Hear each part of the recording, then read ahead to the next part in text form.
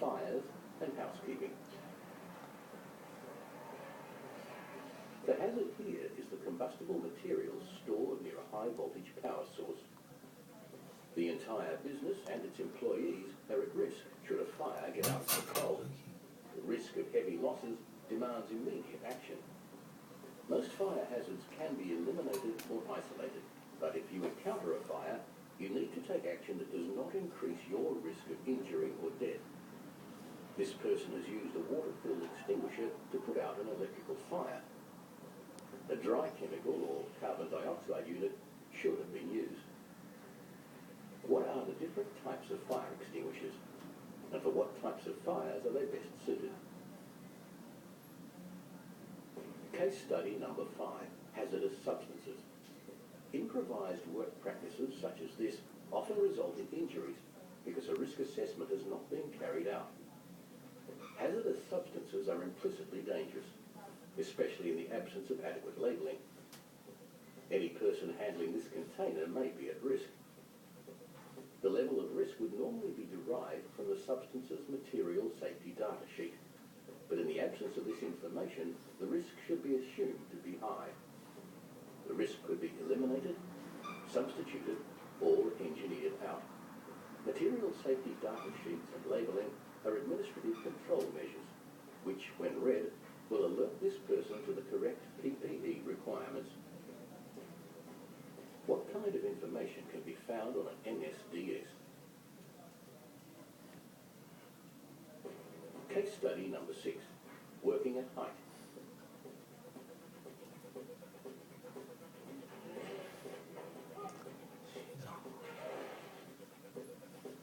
There is a range of hazards involved in the way these people are working, but it is the working at height near an unprotected edge that is the primary hazard. The man on the forks is at risk of falling. The risk is heightened by the operator moving the forklift with the forks in the raised position. As a temporary solution, a specifically designed safety cage with guardrails and a fall arrest system should be used instead.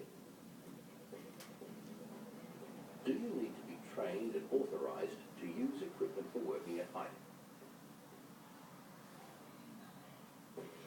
Case study number 7, workplace equipment.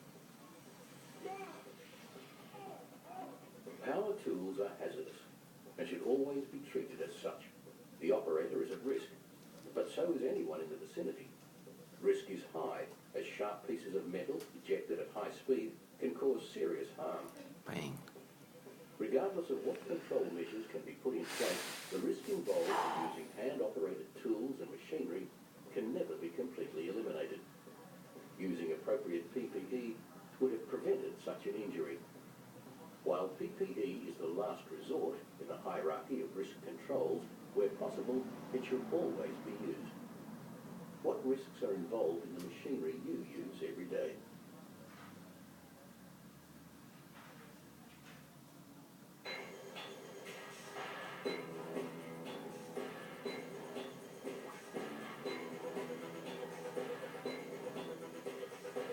Safety at work means being aware of the hazards around you, the risks involved, and knowing how to control them.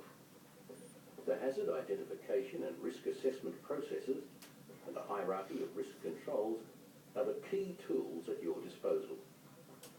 Remember, before every task, stop, look, and think about what you see. Take action where necessary and don't delay. High-risk hazards require immediate attention. When it comes to safety, everybody at work is responsible. Therefore, everyone can be a leader. Look around you. You might save a co-worker from the biggest mistake of their life. For you, your co-workers and your family, make safety awareness at work your #1 priority.